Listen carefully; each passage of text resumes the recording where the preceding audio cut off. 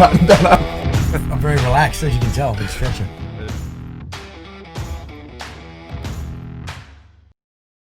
Yeah, man. So it's good to have you on the show again, mate. Last time we had you on with Paul, and all the viewers were saying, "Hey, it'd be sick if we could get a separate podcast, one of each person, because with they him. feel that they feel that there was a heap to unpack from both people. So we got you back on. We thought, well, you've been a year and a couple of months now in office. Yep. Yeah, it's been a bit, just over a year, mate. And we thought, well, let's get him on. Let's talk some shit and see what from following you. You're certainly stirring up quite the bee's nest in Parliament, mate. Oh, yeah, I feel like Parliament wasn't really ready for someone that's a bit normal. Most people in politics, they go into it at a certain age in their life, and they weren't really ready for a tattooed, bearded 32-year-old. What are they? And from the staffers or from just everyone, they're just are they different elk, most politicians? Because most boys don't get to look behind the curtains, and you're the only one that's sort of they're cut from a different cloth. You get accepted pretty quickly into so my side of politics are very open armed, very want to learn my background, where I'm from, what I do. The PMs, he's fantastic. He's all about the transparency talking. It's the other side that get a bit nervous. You normally be going to the Senate in the Labor side once you've done your union time. It's a place where they go to kind of kill them off a little bit. We don't have that on. We don't have unions in the Liberal National Party. No, because what's that show on Netflix, Fear City, and they're talking about mate, it's about the mafia in New York in the 60s, 70s, and it is all about just union officials. They get into the unions, just corrupt criminals, and then they're like, oh, well, they're already in the unions. Let's move up to politics now. Just so we're all clear, I'm not saying anyone in the union's corrupt or anyone in politics is either. But no, of course. No. the last thing I need is a lawyer's letter coming across my desk, stirring everyone up. But there's just difference. Like we're just very different.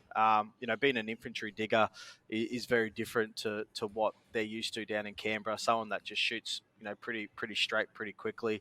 I'm not too worried about the rank structure there or kind of the hierarchical system. I have a really good relationship with the majority of, or nearly pretty much all of the ministers, the PM definitely, and the other side don't like it. They're not used to someone that will just stop and go, hang on a second, that's bullshit, and I'm not going to entertain it, and we're not going to sit here and let you just use whatever for politics, because that's kind of what they've been getting away with, and because they're not used to someone going, there is consequences to your actions. And if you're going to stand up and lie or you're going to stand up and say something, I can tell you now that I'm going to check you on it. No, because I saw some of your stuff going on with the crime, and I know we're all most of us here are fairly familiar with Townsville, but they've got a lot of crime going on in Townsville. And you've been certainly bashing a few heads around the youth crime and the state Labor. Yeah. So youth crime and in general, crime in general is a state government responsibility. So with the three levels of different areas of government, so council, state and federal, we all take in different parts of responsibility, and keeping you safe in your home, ensuring that young youth offenders get punished, don't steal your car, and punishing bad behaviour falls onto the state. And they've just been too weak. Like they're not listening to the people. They live in probably in the real ritzy areas, and their houses aren't getting broken into. But there isn't a day that goes by that I don't have people knock on my door and go, my house has been broken into, my car's been stolen, I've been assaulted. And I got a text message the other day saying that they rung. Are you there? Yeah, man. Oh, sorry, it's just closed. It's closed the oh, there you go, you're back. It closed the screen. I was like, oh no, what's happened? No, so it'll record. It records video and audio on both ends. So if it drops out, keep going. You probably just saw all my emails. Nah. Better delete that one. From all your Labor Party mates. Email me right now. Just upset that I'm talking about them. But yeah, so like we've got probably the three worst Labor state MPs or state MPs in the country here. They're just super weak on crime. They don't want to talk about it. They hide from it. But every day someone's house is getting broken into. Every day someone's getting assaulted. But they don't stand up for the people. They have to be told what they can and can't say by Palaszczuk, where like my side of politics and being a federal politician, the PM doesn't call me up and say, this is what you can and can't say. He goes, go out there and represent your community. So I go out there, and if it means, stirring up the state people, I will do it, because they need to be checked, to be brought into line, to meet community expectations and do the right thing. Yeah, man, because they've been doing this sort of, you get your standard political answer where they'll tell you both yes and no in the same non-committal. Or there's a trick, right? There's a political trick. I'm giving you an insight into it. They answer the question they wish they got. So if you ask someone a hard question, they answer the one they wish they got. And then most people are like, what are you talking about? And then they just go on to something else. And politicians, nearly all of them do is they'll speak for about 20 minutes about not much. Then they'll only touch on the subject a little bit. And by that time, everyone else is like, I don't know what you're talking about. And then they just move on anyway. So they're little tricks of the trade to stop you asking hard questions. Is there like, so for the boys and that are listening that have no idea behind, like when you're a digger and you first get in the army, you're like, oh, this is a really well organized place. Like everything's going is really well. And then you get to a corporal, sergeant, you're like, this place is holding on by a thread, mate. But as you go up through the ranks, you get to see behind the curtains a little bit more. Do you get to do that? Like, is there like not an induction, but like a junior politician training day where they're like, if this happens, do this? Is there a playbook, or are they just like, you know what, make it up, and if you lose your seat, you lose your seat? So firstly, don't think that you won't have people from all walks of political life watch this. From the last podcast I did, I got stopped down in Canberra by someone on the opposite side in the Labor Party and said, good podcast. So just know that people are watching. So they'll be sitting there going, hope he says something that I can use against him later, because it's the type of scumbag behavior. See, that'd fuck me, because I don't know how you sit there and can have a conversation, because I mean, we've known each other for a while. Everyone here is but you have to be so reserved and well thought through on all of your answers for that very reason. Like, they'll just grab this clip, replay it, and pull you apart, and like, you can be guilty in 10 years' time, mate. They do that now anyway. Like they cut bits of my clips up and use it, and the more popular someone gets, the more that they'll target you as well. So I'm not overly too popular yet. So they kind of I'm just on the periphery. They're just looking at me. But in regards to baby MP school, yeah, we did some baby MP school. Did a few days in Canberra about how to play nice with each other. But it's not like, so the party didn't bring me to one side and say, here, I'm going to teach you about what you need to do or anything like that. We do it all as all MPs with, kind of bipartisanship. And then you just learn from the people that you resonate with. So I get along, really well with certain MPs. I get along with everyone, but how you just gel with people. Yeah. It's like in defense. There's your boys and your family. And then there's the ones that and you still like, but you got your tribe. So I talk to them a lot. I talk to the PM probably more than he probably needs me to talk to. I just text him every now and then about footy scores and stuff. I talk to Dutts quite regularly. Peter Dutton. Wealth of knowledge. You pick your people and you can ask them questions and go, what about this, or how does this work? But when it comes to Townsville, no, I don't take their advice. They don't give it, and they probably can see that I wouldn't take it, because this is where I live. They don't live here. They live, around the country. Why would I listen to them on what I should be doing here? I listen to my community, because my community guides me on what I should be doing. Yeah, so it's like advice on statesmanship and not, hey, what's going on in Townsville? Like, you fucking know what's good. Are you sure you want to pick this fight? No, they're pretty good. They're all the ministers, will have a chat with you, and you'll be able to pull them aside and go, what about this to the treasurer, to Josh Frydenberg, or what about this to Alan Tudge on the city deal, or what about, so you get mentored not on how to do my job, you get mentored on how to think laterally and differently about their job and what they do, so then you have a more of a broader brush about how to best serve your community. But like when I'm sitting in the house and something's happening, or I'm going to talk on anything, I don't run anything by anyone. I don't ring up any of the ministers and say, just so you know, I'm going to do. I just do it because it's for my community, and that's how we do it. And I've gone against the playbook, or the government playbook, a couple of times, especially around the chloroquine trial, that they wanted to trial these drugs on ADF people. Because that's another derivative of mefloquine, isn't it? Yeah, so it's the Quinn family. I don't profess to know everything, but I got about 13 different and independent pharmacists to tell me what was good about it, what's wrong with it, and should it be trialled like this, and they all came back with no.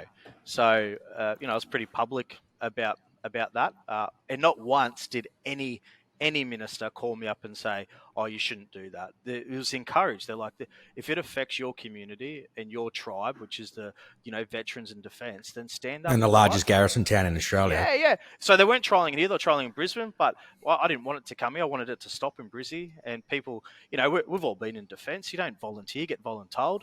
I was only up on the hill with 3 Brigade the other day watching their live fire, and I heard someone say, who wants to do a motorcycle course? And I was like, shit, I know what's about to happen. And that person got stabbed for a task because it's not a thing. So, we do it a little bit different. We're encouraged to have that freedom of thought and freedom of speech and that freedom to represent your constituents, where, as I've seen locally, I believe so it's Labor bottom Party up, doesn't. not top down. Yeah, and I think the opposite of the Labor Party. And if it wasn't, then they'd be talking about crime, the things that really affect the community.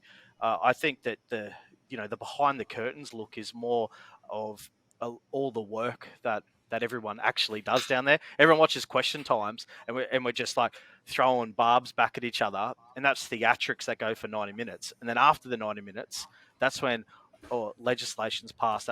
That's when work gets done, and that's when we actually can come together. Like, I can talk to people on the other side and speak to them about the key issues that I'm facing here, and they may do it there, and we may come to how we can work together. So that's kind of how it is down there. So talking about stuff staying down in Brisbane, which would be I'm talking COVID, mate. It's the hottest issue in the press. Not up here in Northern Territory. We fucking have no restrictions. There's none. I don't think there's, there's people packed out nightclubs. You just can't get in. So right? Adrian hasn't left his home for probably I'd say months now, mate. You've been locked down. And... No, Sydney's good to go, mate. Sydney's good to go. Sydney's full of young, fit and healthy. Yes, yeah. I don't know what's going on down in Victoria. I do know what's going on. How deep do you want to go into this, mate? Because I can give you some Donald Trump-approved theories on corona. And no, actually not Donald Trump, but it is vitamin D deficiency, mate. That is why Melbourne's in the hurt locker. They don't get enough sun, and they don't go outside because they're sipping lattes when it's sunny, and they're inside watching Netflix when it's raining. 100%.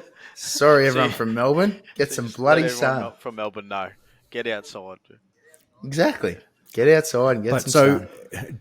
Should we lift the border? Should the borders be open? Because I just saw this thing today about, was it on your, I'm not sure if it was a post from your page about a family that their dad's dying, and the Palaszczuk said, Palaszczuk said, no, he was having a stab at old mate in not Palaszczuk. This was the AFL player whose dad died, and he was having a stab at the Victorian Premier. Was it that one?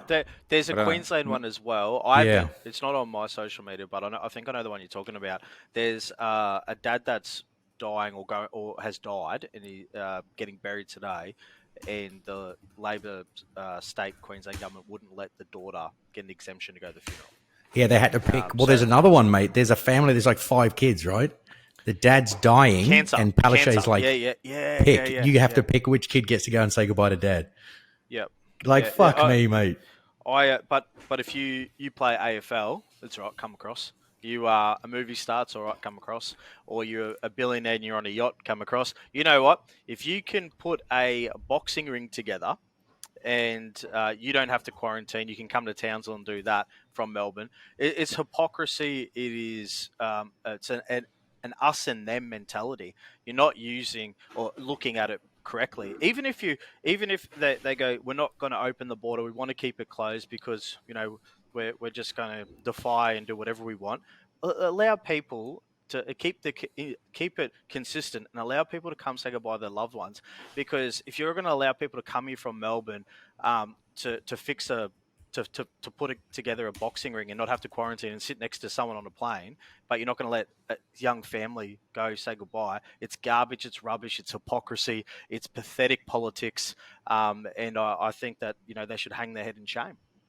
Because there's a process. There's an exemption. You can apply for a permit. Are they undermanned, understaffed? They just don't bother. They're just like, no, we're not going to give you a vet because we don't get money. They said no. So it wasn't like they said or didn't answer. It was no, we're not doing it. And I've just seen before on the TV that Palage and Jeanette Young, the chief health officer, have stood up and defending it. I don't know how you can defend it, but if you're a movie star, there's movie stars right now just coming into Australia, and they're fine. Don't worry about it. Come to Queensland, isolate in some. Marvel's shooting a movie at the moment. But people, real people, the majority are hurting. There's people who have parents or loved ones are dying. There's people that need to come across here for agriculture, for mining. Put food on the table, keep the lights on. They're not allowed to do what these rich people are allowed to do. And to say pick someone who can go to a funeral or pick someone who can go to to say goodbye, but you still have to isolate. I think it's garbage. I really think that it's political. They're not thinking correctly because they're not normal people, right? So, the high echelon, the high end of town, the socialist left that are dictating how you and I can live, and it shouldn't be happening. Yeah, because it's pretty crazy. In Melbourne's like martial law nearly, isn't it? Like, I don't want to be a bloody extremist or sensationalist, but you can't go out at night time. You can't. But you can get arrested. Do you know if you post this on Facebook? With what Sutter just said before, where go outside and get some vitamin D. Are you telling people to go outside? You're arresting pregnant. Yes. pregnant people. Yes, I am.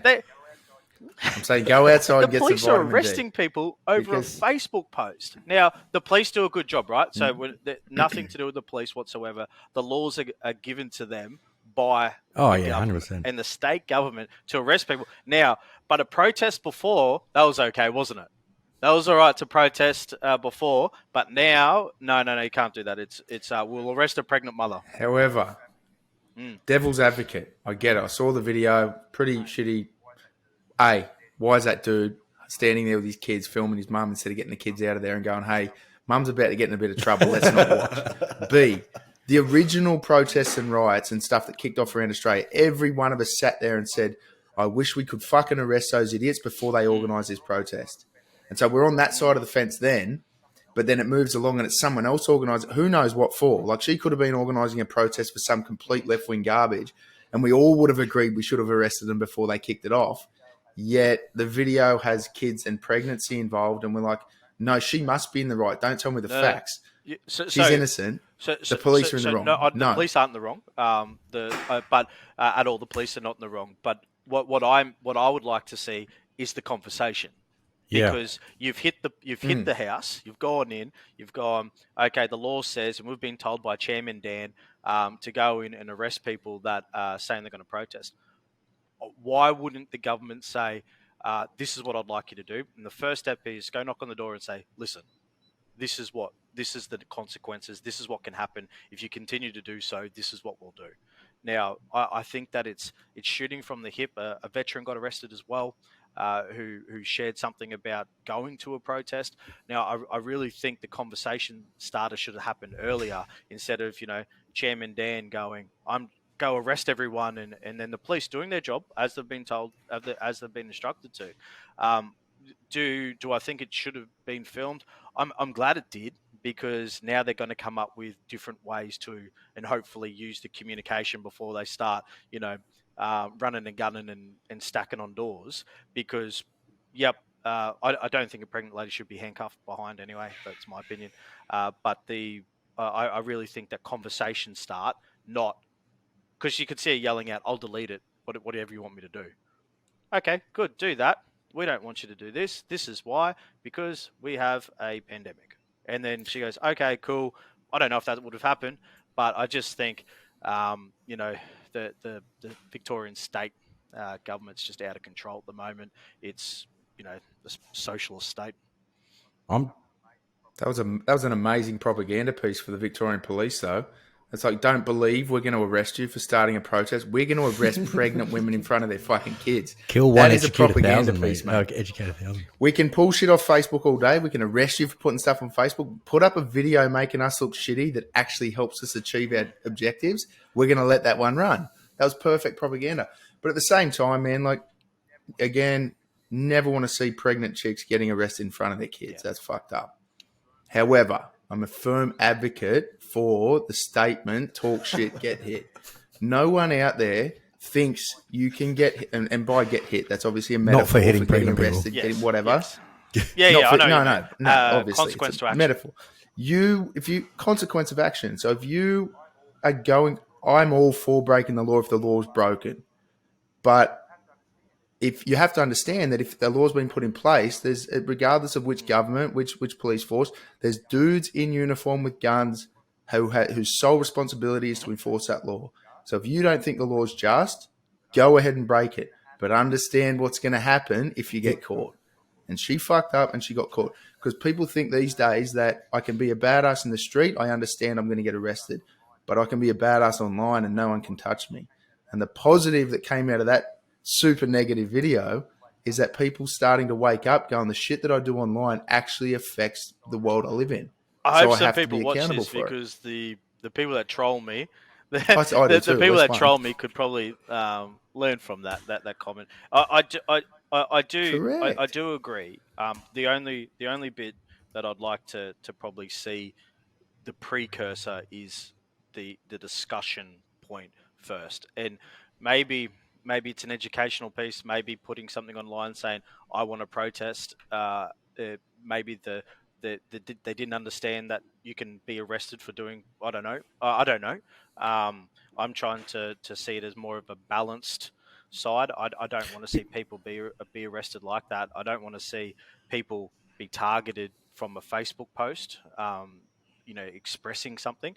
But I understand that there is a law and you have to maintain and you have to do the right thing, right? Because if you want to break the law, then you get arrested. If you go out and because I'm all for protesting, I'm all for it. I think there's a time and place. I don't think during a pandemic is probably the best time. It's probably the worst time. But if you protest, that's fine. Do it lawfully. You want to riot, you want to smash stores, then there's consequences to your actions. You go to jail. Yeah, I can't say so. So the Black Lives Matter protests and all the other protests that went on during the middle of the pandemic, because that's what they were, whether they were just or not, probably not. It's not the right time for it, right? In the middle of a pandemic when everyone's social distancing and people are losing their jobs and family livelihoods and everything.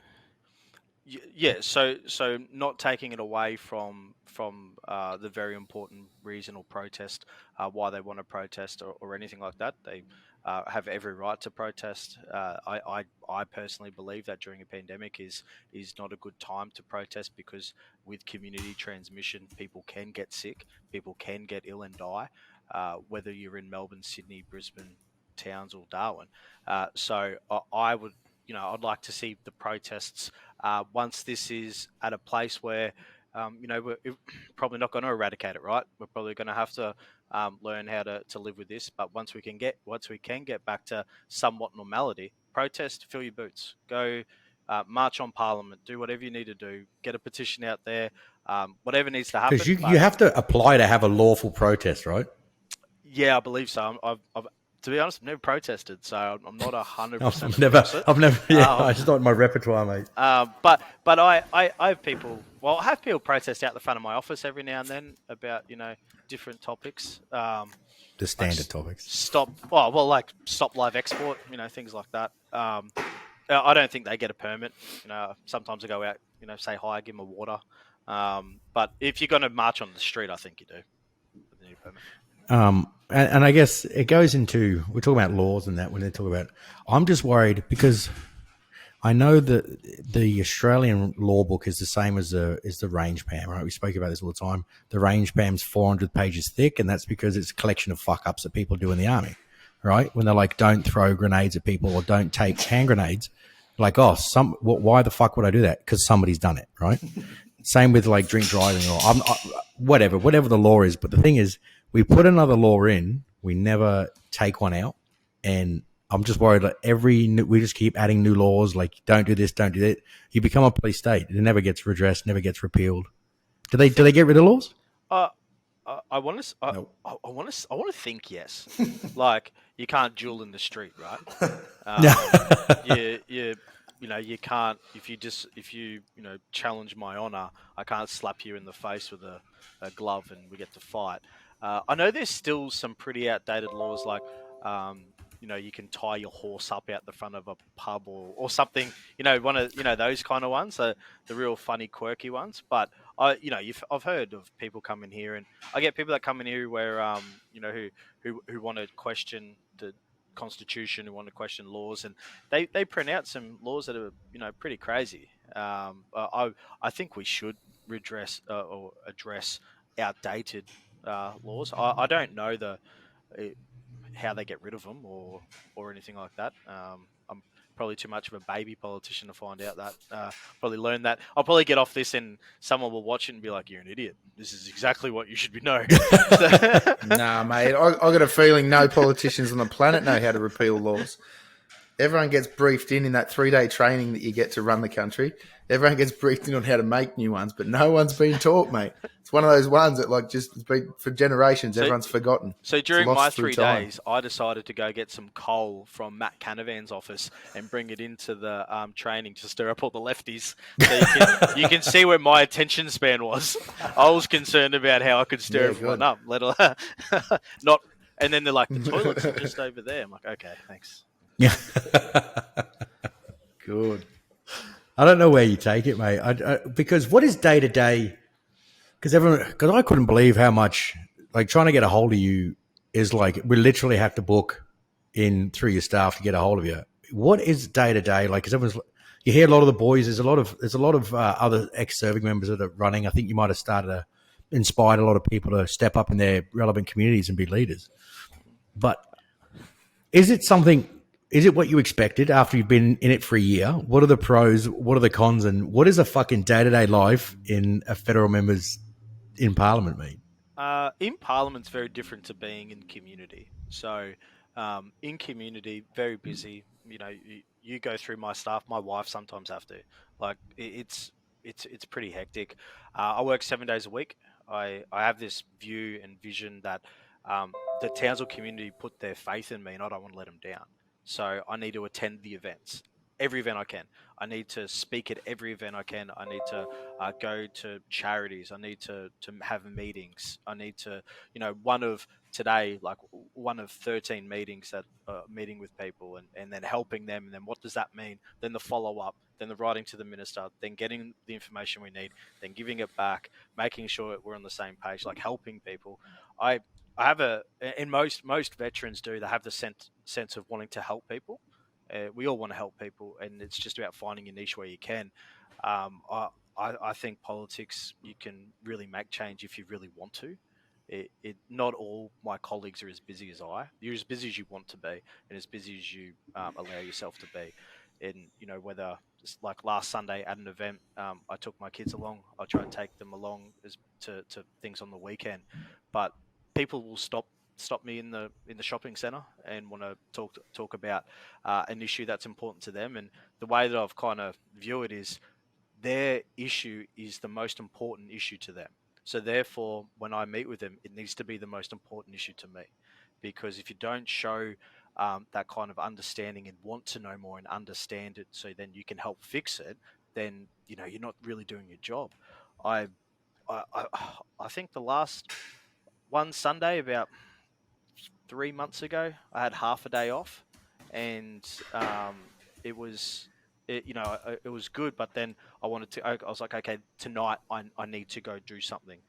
And there's only one of me, and I just don't want to. I don't want to let the people down here. And if you read the paper in Townsville, there's a lot of politics that happens in it. And there's 3 Labor MPs here, and they just turn their guns to me. The mayor turns her guns on me, and it's because I'll call them out publicly. I'll call them out and go, it's more like the integrity sheriff. And so if they're doing the wrong thing, you're not safe, right? You're not safe anywhere near me, and if you're hurting the community, you're not safe. And it can be a bit draining because you don't have that. They got 3 or they got 4 Labor people that just shoot at me, and then I take all the bullets, try and shield the direction that they're trying to, because let's be clear, the stuff they do is they do not care, they do not consult. Man, I couldn't believe that. There's playing the man and playing the game, and I've gone through your social media feed a few times, and there's comments that I wouldn't let my girlfriend, missus, anyone read. I wouldn't read them. I don't know how I deal with it. I would get really angry, mate. If you look at a photo when I started politics and a photo now a year later, I think I've aged about 15 years.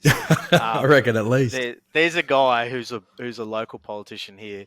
He puts posts up about me every day, slandering me. Like I'm pretty sure that like he's got a thing for me, because I've never met anyone who talks as much about me than this dude. And isn't it like when you're in school and you hit the girl that you really, really like, and I never could be a did thing, that. mate? You need to. You need. Can we use that as a promo clip? You need to change your. When you're in school, you need to change your. I know what you mean, but you need to change what your. So not hit girls and don't hit girls, don't hit pregnant people. We're not advocating. Definitely don't advocate for domestic violence. I know what you mean. That is the takeaway. Yeah, you shouldn't hit people at all. But I think that they get upset because I'll check them into in a place with poor policy, and then they just attack me and personally most of the time.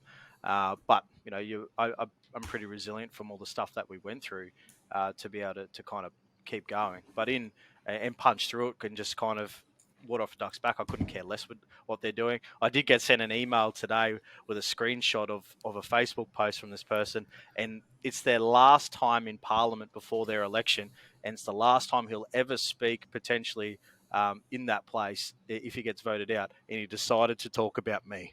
Like, ridiculous. Like, what a joke. But that's what happens when you have a glass jaw. You run down there under parliamentary privilege, and he'll run his mouth. And, to be honest, I won't even look, couldn't care less what he's doing. But down in Parliament, it's actually, it's busy, but it's not as busy as here. And so in Parliament, you're passing bills, making law, and you're doing a lot. I have a lot of meetings. I'm on a lot of committees, but you're working 7 a.m. to probably 8 p.m. or 9 p.m. And then there's normally a dinner, but then it finishes there. Where here, I'll start at around 7, but I might not get lunch or breakfast or lunch until the afternoon. And then there's a function, and then you're always on because you always want to help. And I could be driving home at 11 o'clock at night and get fuel and get out, and someone will go, "Oh, Phil, I just have this question," and I will sit with them for as long as I can to help them, because that's my job. But down there, it's once the bell rings after, or when the house rises until the next day, that's when the work finishes there. Where here it's a little bit different. So that's got to be draining. That's got to be absolutely emotionally draining day in, day out. What are the there's got to be tools coming from where you are, and you've been in some dark places and you've come out of it. What are some of those tools and coping mechanisms and programming that you've found that has helped you to even keep that resilience going, or keep the wick burning at both ends, or what's things that have sort of helped you out along the way? My wife and my kids, and that whole someone to love, and that someone loves you. That whole, my wife keeps me always motivated and always moving. The sense to want and help, like everything we do, or any good politician does, should be to the sense to help people. I'm trying to I'm scheduling time where I can, either go to the gym or go for a walk or have that time where you can put the headphones on and let everything kind of set. You know, eating, yeah, like my diet will go. I'll get up and running late, miss something, get to work, forget what time it is, have a coffee or have two coffees. Next thing you know, it's 2 o'clock and I haven't eaten. Like it's not good for you, right? And so I think it's about well, two a two, That diet is two, amazing two, so far. It's called intermittent 2 a.m. I fasting. said. I don't know. Yeah. I see.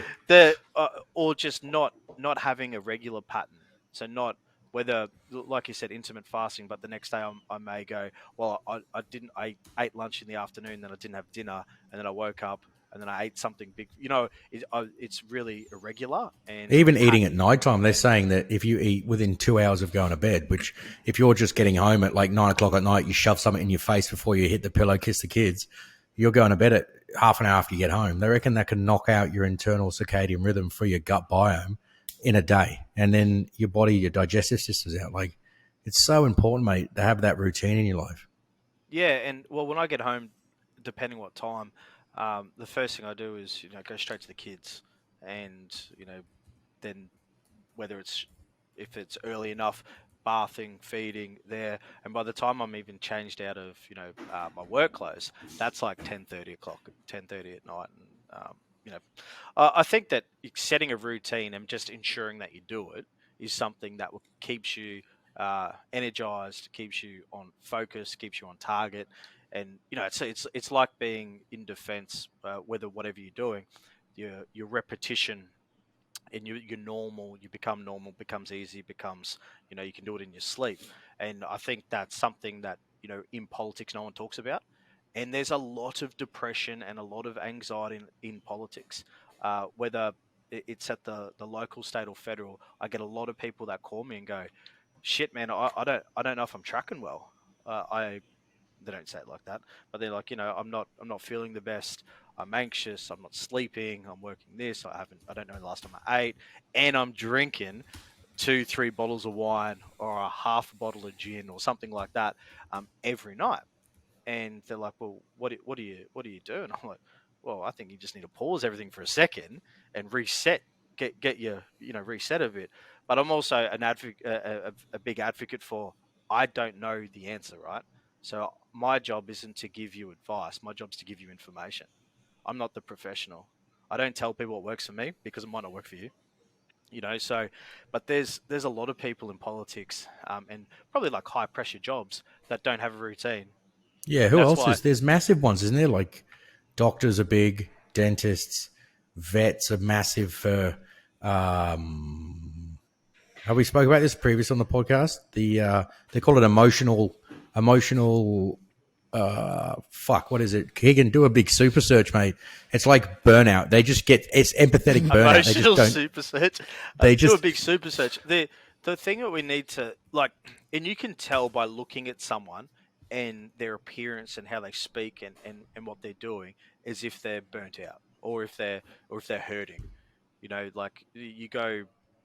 can see it all the time. People that have lost that kind of want in appearance or how they speak or they look always tired. Things like that. But I just the conversation piece can be hard from people that haven't been in the hole.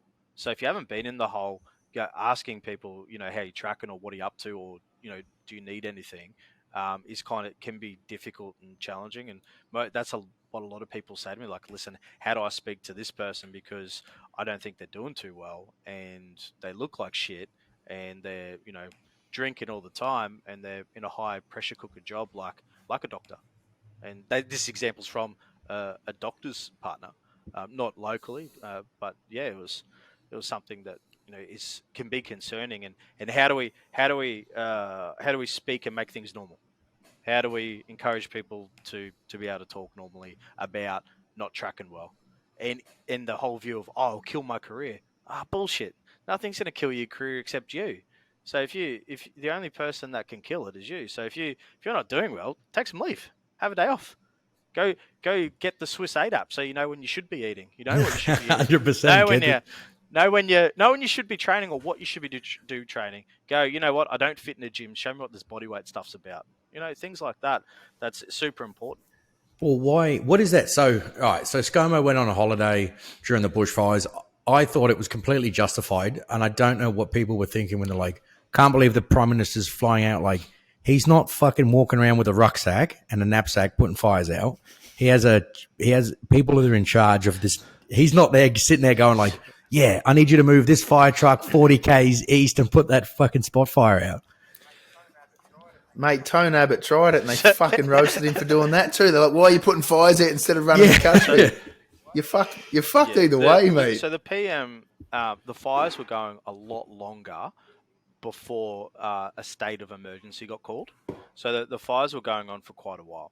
And so the PM, like most people would have done, is plan something with their family around any time they're going to take holidays or leave. He went on leave. When he went over there, state of emergency. I don't know if that's a correct terminology, but was called, and everyone's like, "Why aren't you here putting fires out?"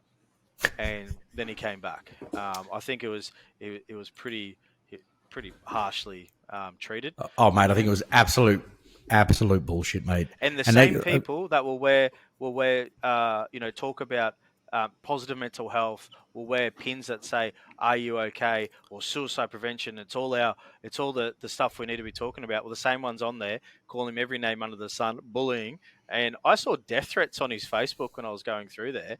And mate, because I've copped it before, but obviously not to the extent that he has. And I'm like, you coward! You threw online, you threw a computer screen. You definitely wouldn't be saying anything like that if he was standing in front of you. But he's hands down the best PM of my lifetime. I like Johnny Howard. I think he's good, and he's a very smart man. But I don't remember him as the PM because I was too young. But you know, I think that Scott has done fantastic in you've got to remember, like, drought. So becomes Prime Minister, drought, floods, drought, bushfire, coronavirus. Like, name a Prime Minister that's had such tough run through being elected. You wouldn't be able to name any. Fuck, mate, I wouldn't have a clue. But so Winston Churchill. He had a pretty tough run. Who was the bloke? Who's the Australian Prime Minister that went off for a bit of a swim and never come back? Harry Holt? Harold Holt. Yeah. Harold Holt, he died at sea, Yeah. Well, he could be with bloody Hitler in Argentina. You don't know. Like, you don't know where they are. Probably. The question. You guys wear tin hats, eh? Yeah. Just. Nah, mate, it's actually something. My old man brought that up the you other wear day. tin hats. I'm only linking into this. No, he goes, you believe in a lot of conspiracies. And I'm like, yeah, part of it, I don't know whether it's from being in the army, seeing a little bit of what's behind the curtain and calling bullshit when the government says, look left, what's going on to the right. That's kind of where it's at. Might be too many head injuries, who knows. But I think Corona's brought the tin hats out of the woodworks because it fucking reeks of conspiracy. So, tell me. Just tell me. I know we can get into this and we can be politically correct as much as you want, but tell me how we get a virus that kills less people than alcoholism, yet we shut the whole country down for it, and it normally takes 10 years to get a vaccine, but fucking Bill Gates has got one already preloaded. Stop it. Like, there's way more pieces to the puzzle, but that's enough for me to go, I've got to look deeper into this one. So I'm in government, and I can tell you, hand on heart, that I haven't been pulled into any cloakroom and said, hey, do you want to hear a cool story? That doesn't happen. I don't know. That's what someone that got pulled into the cloakroom would say. I gotta go. Let me go. I'm chomping at the bit, mate. I'm chomping. I get it, man. And I don't think anyone gets into politics, but we got to remember we're Australia. We're like that little floating fucking bit of grass down the bottom that no one really gives a shit about. If the whole world's putting a conspiracy together, or whatever you want to call them, the world elite, the people with all the money, are they going to brief in the minister for Herbert? Probably not. Like, they're probably like, hey, let's just send this fax to ScoMo, tell him what he needs to know. We'll sort the rest of the world out.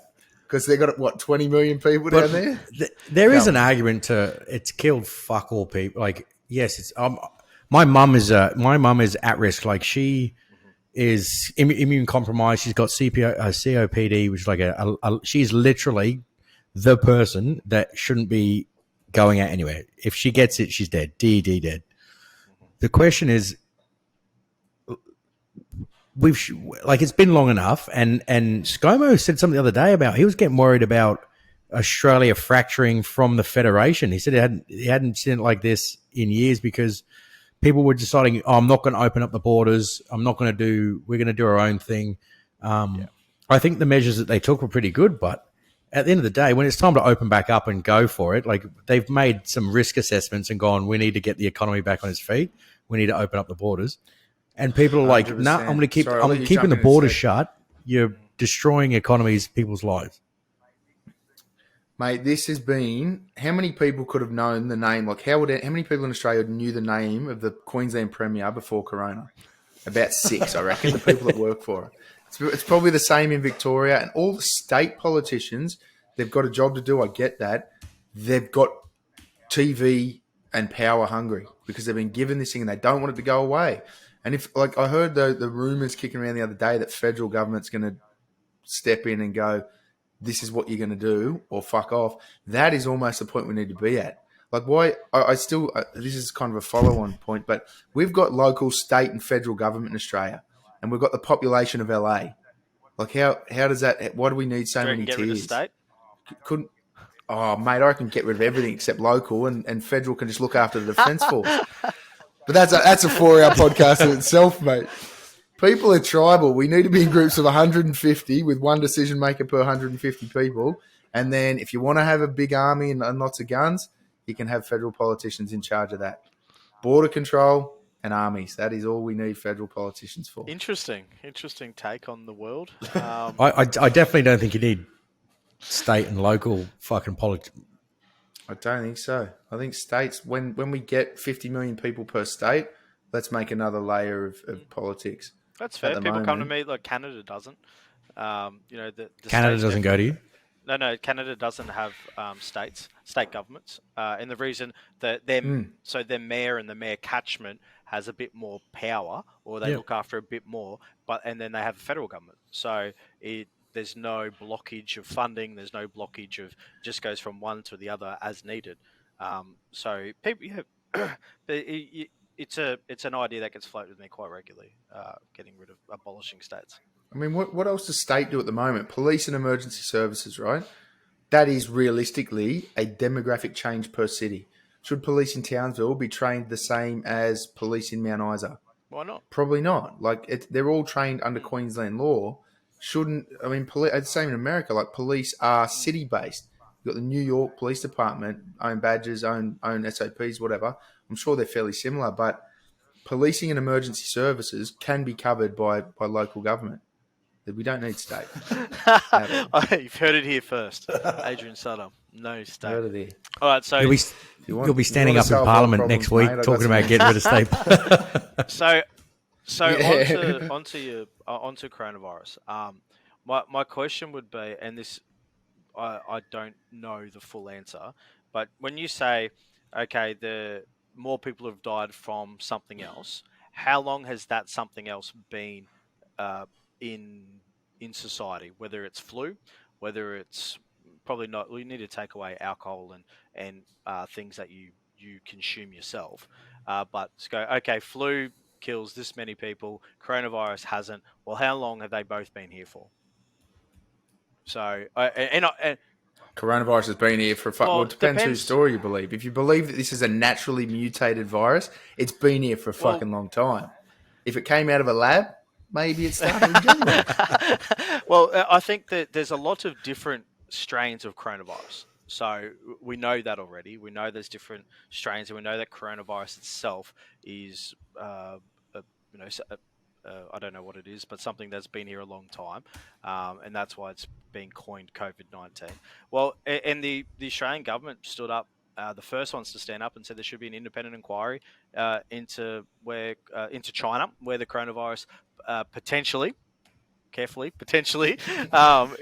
could have been created or birthed or anything, and China's come back and said, you know what, we're just going to put all your tariffs up on everything, and we're not going to play nice with you. Well, I can tell you that we're not going to be bullied by anyone at all, regardless of country, because we won't be putting up with political blackmail, and that's what's happened. There should be an independent inquiry. We support it. Other countries support it.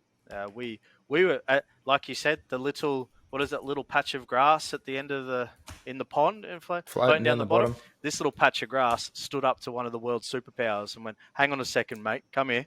We want to have an independent inquiry into what's going on." And so, did everyone else jump on board? Did everyone else jump on board? The world went, "Oh shit, Australia's what's going? Here we go." PM's like, "Nah, it's got to happen," and everyone's jumped on board since. Well, majority have jumped on board. So this one, I mean, I'm going to get into some questions that are allowed. I accept a no comment answer if you're not allowed to talk about it. No comment. Independent inquiry comes back. I got more. I got 100 of them. So keep going. Independent inquiry comes back. China, state actors to blame potentially, or at least at a bare minimum from where I'm looking.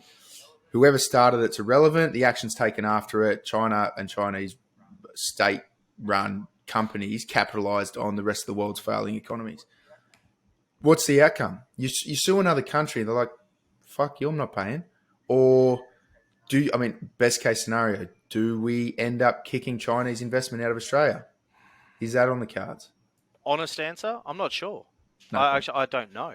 I try not to give no comment. It's like I don't like saying no comment. I'm not 100% sure what would be the next thing. I think that we as a government in the coalition would meet and would talk about it and would discuss. And I'm sure that the PM would be talking with other world leaders. I don't know what it would mean. Is it does China go, yeah, it was us if it was us, and this is what we'll do. I don't, kicking investment out. China's not the number one investor in Australia anyway. So, do we do that as a punishment? I don't know. Like, I'm not sure. I'd really have to ask them. Because honestly, mate, they could fix it pretty easy. Like, let's just stop the wet markets. Can we just stop? If that's where it come from, you could probably just. It didn't. Or from a lab, from an American soldier that defected. I don't know. Whatever. Jeez, tin hats, boys. But I'm not sure the answer. I think there should be an independent inquiry, and when I mean truly independent as well, not anything that's led one way or the other.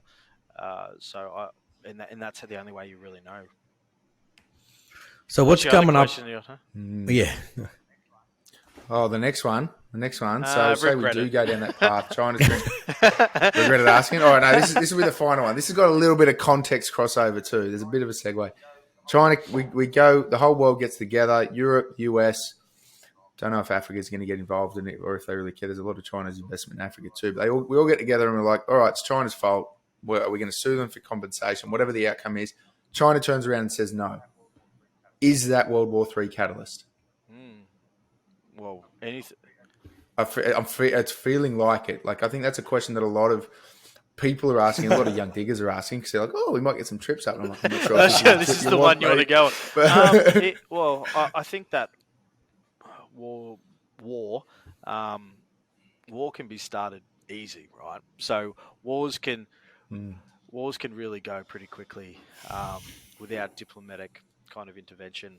And I've seen firsthand in Parliament when people start accusing people in countries of things, the level that it could probably go to. I think it could, if like a spade, if it was found out, and just for example, let's go. It's not China. Let's go. It's another country that I don't know which one to name without getting in trouble. Let's get whatever it's either China or America, mate. I'm not fighting them. Tasmania. No, it's somewhere, and we have an independent inquiry in there as well because there's evidence that they sent something here. Whatever. Is it war? Yeah, it could be because they'll go, well, we're not going to do shit. What are you going to do? And next thing you know, you've got world superpowers on either side going, hang on a second. I don't want to see a world war. I'd much rather, but I also don't want to be the nation that goes, oh, okay, you did the wrong thing. We'll just continue doing business with you as normal. It's not how we're going to do it. We're not going to get. Yeah, you want to play silly games, win silly prizes, or what does it say? Well, you got to have national sovereignty, right? So you got to protect the sovereignty of the nation, but you also you can't be pushed around by it. It doesn't matter if you're the biggest nation or the smallest nation. You have to stand up, and if it means saying the hard things, you need to do it. But I don't want to see war. I'm hoping that we could avoid it. We're avoiding it, or not avoiding it. We're not. It's not even in the realm at the moment. But I just think that we need to do things right. The people need to know where things like this have come from, and if it's in someone's basement, you need to know. If it's from a market, you need to know. You can't hide things that. When I get families calling me saying that their loved one has died from it, regardless of age, because people go, oh, it's only 1%. Yeah, do you want to be in that 1% if it's the 1%? You don't, right? So the Australian public have a right to know who or what or how coronavirus was spread. I don't, mate. Every outcome that could possibly be released by an independent inquiry, I can't see any public from any country being told the truth. Because they ran with their first story. The only one that the people would be okay with and go, oh, if everyone says that's it, then we'll be okay with it. That's a dude ate a bat, and fucking come on, a dude didn't catch the ground zero. Eating a bat wasn't the case. So if you all agree that the eating a bat scenario is false, any other scenario that's been presented to date cannot be released to the general public. It just can't. One thing, don't eat bats. Like, I don't think you should eat bats. I don't think you should eat bats. I don't think you should eat dogs or cats either, or mice or rats or anything like that. Vermin. But yeah, you're not wrong. Like, and I'm definitely not here to say you'd be wrong. But I think that the only way to find out without the conspiracy is to have an inquiry. Definitely. Oh, 100% agree there should be an inquiry. It also depends what they're going to dig into. Are we looking just at where it came from, or are we going to have an inquiry as to actions post January this year? Like the way things have been run, is there potential for every small business in Australia to have a class action against their state government? Probably worthy, but is it going to happen? Most likely not. Like I don't know. This is the part where I'm losing faith, and that's why I guess why a lot of people. Well, I'm hoping a lot of people, not just me, but go digging, looking with the bullshit meter ramped up full charge, because I don't see any of the outcomes or any of the scenarios that I believe are most likely true. I can't see any government having the balls to put their hand up and going like Victoria, going, sorry guys, we fucked it. Shouldn't have shut you down in the first place. It was a bad call. No one's going to do that. And the fear is that if this happens again, like at the moment, this is going to sound sadistic, but not enough people have died to justify the measures that have been put in place. That is the only metric you can measure. Damage by shutting down the country versus damage by death from a virus. At the moment, A is far worse. So what happens next time when there's a pandemic that's legit, that's going to massacre the entire country unless we go into lockdown? It's like the boy who cried wolf. I don't know if the country's going to lay down and go, yeah, I'll stay inside for the next 6 months and do fuck all. I think it's going to turn everyone into like conspiracy theorists or people looking for a hole in the story, testing the limits as to how far they can bend the laws before they get arrested. Going out if you live in Victoria, and like if they turn around and say you're locked down for another 12 months, mate, a few race riots will be the least of the Premier's problems. Like the whole state's going to rebel. I would assume, anyway. Either that or just go on being sheep and staying inside. Well, I have a friend who is from Singapore, and she told me that when SARS came to Singapore, they all got locked down. So when COVID was announced, everyone went into lockdown because then they were used to it. They went in. I don't have the statistics on how it all looked or worked. I have this view that the economy needs to get going, because it's going to hurt people financially, but it'll also hurt people mentally, and there'll be a flow-on effect from there as well. I've already heard of people, there's been reports of people that have taken their life and died by suicide because of the financial hardship they've faced. I also get concerned about the number, whether it's 1% or whatever the number is of people that can die from it or will die or could die from it, because I'd hate for it to be my kids, my wife, my mum, so I have that feeling as well. Oh, it's a fucking difficult conversation. It's a difficult act. And that's, I suppose, up when the PM says, fuck it, we've measured it up and we're going to open the country up, or no, we're going to lock down. They're decisions people got to make. Like, it's hard. It's the same stuff that people did in World War I and II. Generals sending the Battle of the Somme, 130,000 people died in fucking 4 days. I don't know. The statistics were horrendous. And 30,000 people died in the size of a football field. And they were like, was it for the greater good? What evil? What's the right answer? But you have those ask those hard questions and have an intelligent, measured debate about it. I think it's fantastic. I think that's the bit that's missing. And I know I don't want to reproduce Rogan's comments, but the world is. There's too much bullshit out there at the moment. And it's not that like politicians and generals didn't lie to the public in the past. It was just easier to do it because no one had a fact checker. You didn't have Google in your pocket and you get 100 answers. You just believed the one that was a headline. But at the moment, there's so much information and 99.999% of it comes from fucking morons on the internet. And you don't know what's true. Like every country, I know politicians are there, but it's like we need a council of elders who are just super wise people, and we don't listen to what they say, as in they're not going to tell us what to do, but every key topic, those 10, 20 people are going to debate it in front of everyone. And then people get to choose. Like political debates aren't debates. They're like, I'm going to yell at you for a minute, then you can yell at me, and it's all from this sheet where it's about jobs and budget, right? What if we go, hey, I need 20 of the smartest people in the country to come on a panel for 3, 4, 5 hours, and you're going to tell us what you believe the coronavirus is all about. And then everyone can, again, most people will be like, fuck that, I'm going to just sit on TikTok and watch this chick sing a song. But people who actually give a shit about where life is going can sit there and watch it and get informed information. But at the moment, we've got too much information and no one's fact-checking it. I think the best thing any politician around the world can ever say is, I don't know. And we don't 100%. Get it too much, regardless of what country you're in. And there are very switched on people that don't say it because they do know. I'm not saying that at all, but I just think that I don't have all the answers, and I never will. And it's that whole back to the start, answer the question you wish you got, because you don't know the answer that you should be giving. And I think that saying, I'm not sure, I don't know, I'll get back to you. But the media crucify you for that. So if I said in the media, I don't know, I'll get back to you, the headline will be, member for Herbert doesn't know what he's doing. Bang, has no idea. And then the other side will be like, yeah, watch this, we're going to cane him on that. But to me, that's the smartest thing any politician could say, because you should be giving factual information.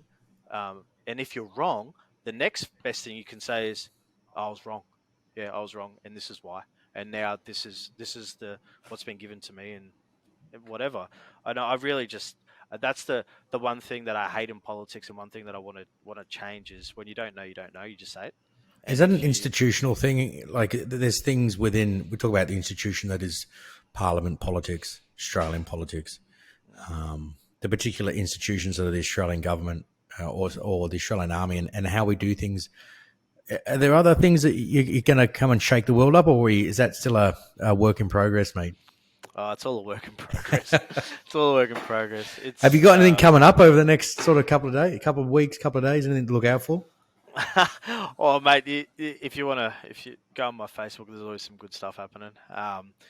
But no, I don't plan to stir the pot or anything like that. All I want to do is make sure, and like, Adrian, you touched on it as well. You want to know what's happening. You want to know the facts. You want to know the truth, and you want it in a timely manner. And then when someone says something that's not true or incorrect, they should own up and say it. So I think that that's a part of being the kind of integrity sheriff is to continue to do that, because my role isn't. I'm not the Minister for Education, Health. I'm not the Prime Minister, or anything like that. My job is to listen, work, and deliver for my community and fight for my community. But in the meantime, start checking people on the way. So then, when we get to Parliament, the people that have been lying their whole lives, the people that have been doing the wrong thing and taking us all for a ride, know that there is consequences to your actions, and I will call you out. And if you want to say nasty, naughty things about me, I couldn't care. My job isn't to care about their feelings. I think Ben Shapiro says it. The facts don't care about your feelings, because facts are facts and truth is truth.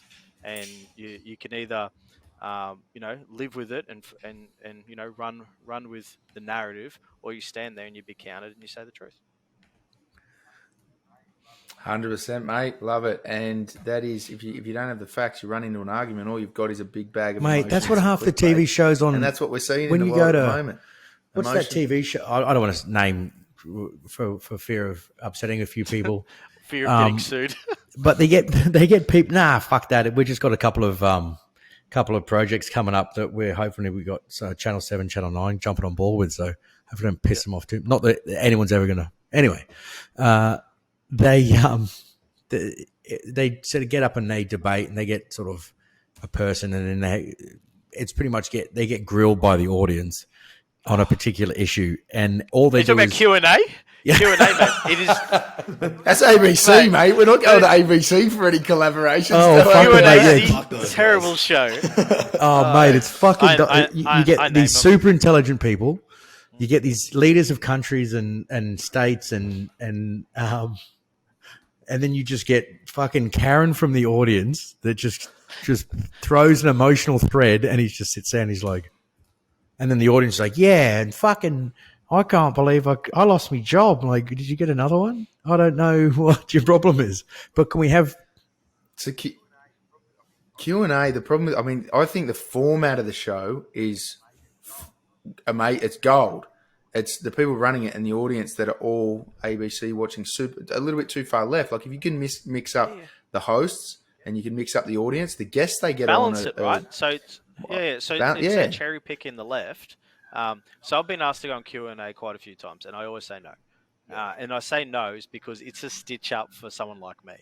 Because I sit in the chair and they go, so what do you think about coal? And I go, I support coal mining. Boom! The whole crowd goes nuts, and people following me home and giving me death threats. But the argument, so when someone goes, and I get into debates with people, not normally in the north, it's normally down south or southerners, and they'll be like, coal's killing the world, and renewables will keep the lights on. I'll be like, well, just so you know, 80% of electricity powered last year was from coal. How would you fix that? And they'll be like, no, it's not. You're a fuckhead. I'm like, oh, okay. But why wasn't it just like, oh, well, I don't agree, and this is why? And then I go, well, this is where I got mine from. Oh, well, I got mine from here. Oh, it's okay. We can have a normal debate and conversation. But if someone feels like they're losing and they're on the left, they'll attack you. Every play the game, not the player, mate. Yeah. And then I get a bit excited and say, go glue yourself to the road or something. But if you swing first, it comes back, right? Yeah, mate. It's like what you were talking about before, though. Like everyone in those audiences is like the people you run into in Townsville. It's like they have one focused issue. I mean, running the country, running a town, running a fucking household with kids is like a complex problem. You multiply that by 20-something million people, there's more to balancing the books and solving a problem than just fixing where our energy comes from or just getting that dude a job. And I know like campaign promises are all, and these political drives are all focused on individual singular issues. But the whole solving a massive problem is super complex, but no one's coming up in the Q&A audience with a question that says, we need to find renewable energy while also keeping food on the table, giving people jobs, making sure I can still power my iPhone and have Netflix while making sure I'm not putting poison down the toilet and the kids get to school on time. Like no one's coming up with a complex problem and trying to come up with a complex solution. They're going, why are you using coal? And then everyone cheers. The coalition's answer is we support solar, we support wind, we support copper string, we support gas, and you know what? We support coal as well. And then everyone's like, oh, yeah, but that last one's the worst thing in the world. I'm like, well, we're a party that supports all of it, right? And then the left go, no, we support. We don't support coal, but I can tell you what, we won't turn our coal-fired power station off in our area. We'll just tell you how you should live in the north. I'm sorry, we're not going to be pushed around by people in Melbourne, by people in Sydney, by people who are in the south who have coal-fired power stations and they have cheap power and they have the jobs and they have all this. If we want something, why can't we have it as well? Well, mate. And there's always, every problem. Sorry, I think I'm getting the feeling like Mexico's better cut me off. Are we done? Are we? We are done. Yes. I've got a really good one. I'm running late now. Oh, mate, it's glad. All right, I'll save this absolutely thing for privileged. next time. And mate, to get you for 60 minutes, we really appreciate you coming on the show again, mate, and just opening the doors behind a bit of politics. Hopefully we can book you in for a little bit longer. We'll get deep into some conspiracies and maybe we'll send you some questions so that we don't ambush as much next time. I don't mind. I don't mind the hard and fast questions unless you want detailed answers. If you want detailed answers, I'll take the questions and get the answer. But I also have a problem with stage stuff. Like if you want to know what Phil Thompson thinks, you should just ask me. If you want to know what the government thinks, send it to me and I'll get a government response. So I think that's something we need to do. Yeah, politicians good, should man. be doing better. But thank you for having me. I really appreciate it. Always a pleasure. No worries, ladies and gentlemen. Phillip Thompson, King of the North. Thanks very much, mate. King of the North. See you.